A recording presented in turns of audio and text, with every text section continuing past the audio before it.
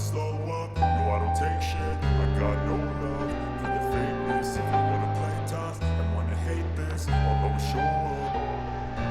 I don't ever slow up, no I don't take shit. I got no love for the fakeness. If you wanna play tough and wanna hate this, I'll always show up and make a statement. I don't ever slow up, no I don't take shit. I got no love for the fakeness. If you wanna play tough and wanna hate Hi viewers, இதுவரைக்கும் நம்ம பசுமை பூமி சேனலை subscribe பண்ணாதவங்க கீழே உள்ள red colour subscribe. Every word I move so descriptive like an adjective. I got a vendetta against people who patented being negative when you should be getting after it.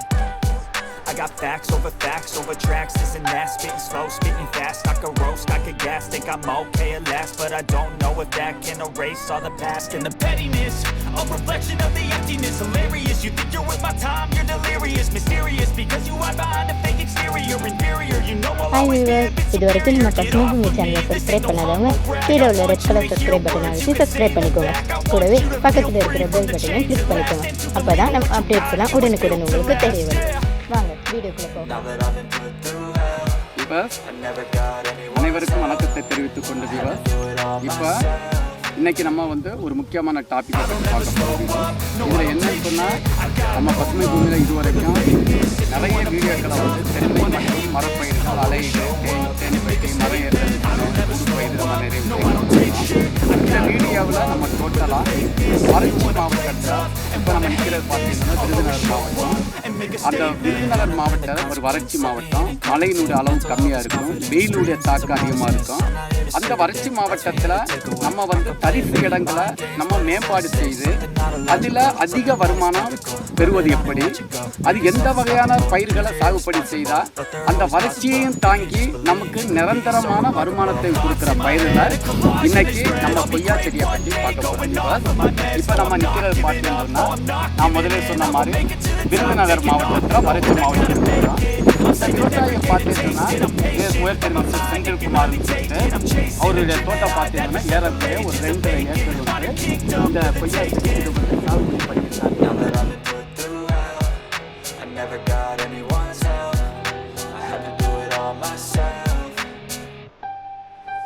Never slow up, no I don't take shit. I got no love for the fakeness. If you wanna play tough and wanna hate this, I'll always show up and make a statement. I don't ever slow up, no I don't take shit. I got no love for the fakeness. If you wanna play tough and wanna hate this, I'll always show up and make a statement. I don't ever slow up, no I don't take shit. I got no love for the fakeness. If you wanna play tough and wanna hate this, I'll always show up.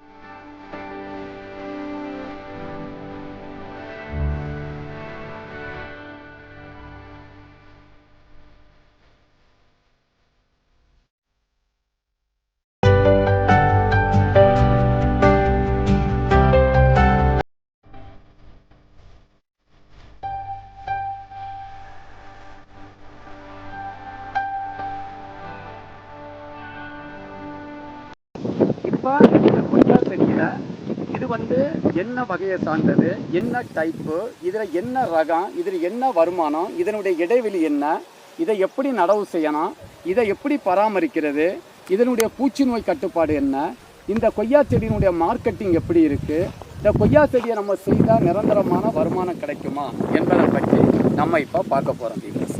இப்போ viewers, இப்போ பாருங்கள், நான் நிற்கிற செடியை பார்த்தேன்னு சொன்னால், இங்கே பாருங்கள், இது தைவான் பிங்குன்னு சொல்கிற ஒரு தைவான் பிங்குன்னு சொல்கிற இப்போ லேட்டஸ்ட்டு லலிதா ரெட்டு, இந்த தைவான் பிங்கு. ஏன்னா இந்த பழத்தை பார்த்தேன்னு சொன்னால் உள்ள அந்த மார்க்கெட்டில் பார்த்துட்டேன்னு சொன்னால் இதை கட் பண்ணி லைட்டாக ஒரு கோடு போட்டு அப்படியே பார்த்தீங்கன்னா சிகப்பாகவே இருக்குது. ஏன்னா இதில் இந்த கெரோட்டினில் சிறப்பு கலர் அதிகமாகவே இருக்கும். இதில் வந்து சத்துக்கள் நிறைந்தது. ரெண்டாவது இந்த தைவான் பிங்கு கொய்யா வந்து மார்க்கெட்டிங் வந்து நிரந்தரமான மார்க்கெட்டிங் இருக்குது. அதாவது லக்னோ 49, அலகாபாத்து, அதை மாதிரி வந்து பனாரஸ், இதை மாதிரி எல்லா கொய்யா செடிகளையும் விடவும், பிலிப்பைன்ஸ் கொய்யா 1 கிலோ கொய்யா விடவும் இந்த தைவான் பிங்குக்கு ஒரு நிரந்தர மார்க்கெட்டு இருக்க வியூவர்ஸ். இப்போ இந்த கொய்யா செடியை பார்த்துட்டோன்னா வியூவர்ஸ், நம்ம 6 அடிக்கு ஒன்று நடவு செய்திருக்கோம். இங்கிட்டு 6 அடி, இங்கிட்டு 6 அடி, இங்கிட்டு 6 அடி, இங்கிட்டு 6 அடி ஒன்று பாட்டிருக்கோம். இப்போ 6 அடிக்கு ஒன்று நம்ம சாகுபடி செய்தா வியூவர்ஸ், ஏக்கருக்கு நிச்சயமாக ஒரு 1200 செடிகளுக்கு குறையாமல் நம்ம சாகுபடி செய்யலாம். அப்போ இந்த சாகுபடி செய்வதற்கு முதல் நீங்கள் செய்ய வேண்டியது என்னன்னு சொன்னால், 1 அடி இல்லாட்டி 1.5 அடி நீளம், ஆழம், அகலம் குழி எடுத்து அடிசாயில மேலே போட்டுட்டு மேல் மண்ணை உள்ளே போட்டு காஞ்ச குப்பை, சாணி, சருகு, மண்புழு உரங்கள் போட்டு குழியை நல்லா நிரப்பி தண்ணியை பிடிச்சி 1 வாரம் குழியை ஆற போட்ட பிறகு இந்த தைவான் பிங்கு நம்ம ஒரிஜினல் பிரீடு நம்ம பசுமை பூமியில் கிடைக்கிறது. இதை வெளியில் பார்த்தீங்கன்னா 100 ரூபா 120 ரூபாய்க்கெல்லாம் விற்றுக்கிட்டு இருக்காங்க. ஆனால் பசுமை பூமி வந்து பெரிய செடி, அதாவது சின்ன செடி 40 ரூபாயிருந்து ஏறக்குறைய ஒரு 2 அடி 2.5 அடி 3 அடி செடிகளை வந்து 80 ரூபா 100 ரூபாய்க்கு நம்ம பசுமை பூமி கண்டுகளை கொடுக்கறது மட்டுமல்ல, அதை பராமரிக்கிறது, அதை எப்படி நடவு செய்யணும், அதனுடைய தொழில்நுட்ப முறைகள், அதனுடைய பூக்கள் உதிராமல் இருக்கிறதுக்கு பராமரிக்கிறதுன்னா இதை மாதிரி நிறைய தொழில்நுட்பங்களை கொடுத்தது வியூவர்ஸ். இப்போ இந்த தோட்டத்தை நீங்கள் பார்த்தேன்னு சொன்னால், நான் முதல்ல சொன்ன தைவான் பிங்கு, இங்கே பாருங்கள் எல்லா மரத்துலேயும் காய் கொலை இங்கே பாருங்கள் எவ்வளோ காய்கள் இருக்குதுன்னு பாருங்கள். இங்கே பாருங்கள், இப்போ இந்த செடி வந்து 8 மாதம் ஆயிடுச்சு இது நடவு செய்து. இங்கே பாருங்கள் எவ்வளோ காய்கள் இருக்குதுன்னு பாருங்கள். இங்கே பாருங்கள் 8 to 10 மாதம் ஆகிறது. இப்போ இந்த தோட்டத்தில் உள்ள விவசாயிக்கு மார்க்கெட்டிங் பிரச்சனை இல்லை. வியாபாரிகள் இங்கே வராங்க, இங்கே 40, 60 ரூபா 70 ரூபாய்க்கு இங்கே அவங்களே அதை எடுத்து அவங்களே வெயிட்டு போட்டு நம்ம கையில் மினிமம் 40 ரூபாயிருந்து மேக்ஸிமம் 70 ரூபா வரை கொடுத்துக்கிட்டு இருக்காங்க. அதை கொண்டு போய் வெளியில் 100 ரூபா 120 ரூபா வரை விற்கிறாங்க. ஒரு செடி பார்த்தேன்னு சொன்னால் 10 மாதத்திலேயே இப்போ பார்த்தேன்னு சொன்னால் நமக்கு ஒரு 20 கிலோ 30 கிலோ காய்கள் வந்து இதில் வருது. இது இன்னும் ஒரு 6 வருஷம் 8 வருஷம் வரைக்கும் இது நல்லா காய்ப்பு திறன் இருக்கும். அதுக்கு பிறகு இதை நம்ம வேறு ரீப்ளேஸ் பண்ணணும். எப்படி பார்த்தாலும் இன்னும் 1 வருஷம் 2 வருஷத்துக்கு பிறகு இது செடிகள் நல்லா வளரும் போது இதை நம்ம கவாத்து பண்ணி விடணும். கவாத்து கட்டிங். இது நம்ம பனாரஸ் மற்ற பிரீடுகளுக்கு கவாத்து பண்ணி விட்டால் பெருசாக காய்க்காது. பட் இந்த தைவான் பிங்குக்கு கவாத்து பண்ணி விட்டேன்னு சொன்னால் ஒரு செடி வந்து மினிமம் 100 to 200 கிலோ கூட காய்க்கிற தன்மை வந்து இந்த தைவான் பிங்குக்கு உண்டு. ஆக தைவான் பிங்கில் வந்து மினிமம் ஆவரேஜாக ஒரு செடி வந்து 1000 செடி இருக்குன்னு வைங்கள, ஒரு ஏக்கருக்கு 1200 செடி, ஒரு 50 கிலோ வச்சு காய்ச்சாலே எவ்வளோ கிலோ வருதுன்னு பாருங்கள்.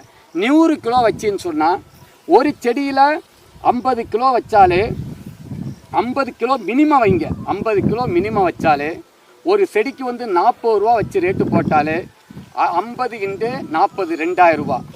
இது 70 ரூபா போட்டால் 35 3500 ரூபா ஒரு செடி இருந்து வருமானம் வருது. அப்போ ஒரு செடியில் 3500ன்னு சொன்னால் ஏறக்குறைய நமக்கு 1000 செடி இருக்குது. அப்போ நமக்கு ஒரு 1000 செடிகளுடைய வருமானத்தை நீங்களே கணக்கு பண்ணுங்கள்.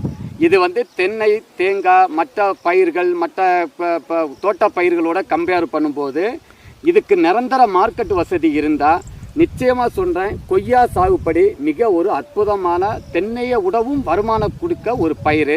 பட் இதில் வந்து மார்க்கெட் வசதி பார்த்தேன்னு சொன்னால் நிரந்தரமான மார்க்கெட்டு நமக்கு இருக்குது, பிரச்சனை இல்லை. அதனால் ஒவ்வொரு விவசாயிக்கும் நான் சொல்கிறது, வறட்சியில் உங்களுக்கு வறட்சியை தாங்கி அளவான தண்ணி இருந்தால், ஆனால் கண்டிப்பாக இதுக்கு தண்ணி தேவை. தண்ணி வந்து அளவாக கொடுத்தா போதும். இதை மாதிரி சொட்டு நீர் பாசனத்தில் நீங்கள் இங்கே பாருங்கள் ஆன்லைன் சொல்கிறது, இங்கே பாருங்கள் ஆன்லைன் போட்டு இங்கே பாருங்கள் ஈரம் இருந்துக்கிட்டே இருக்குது.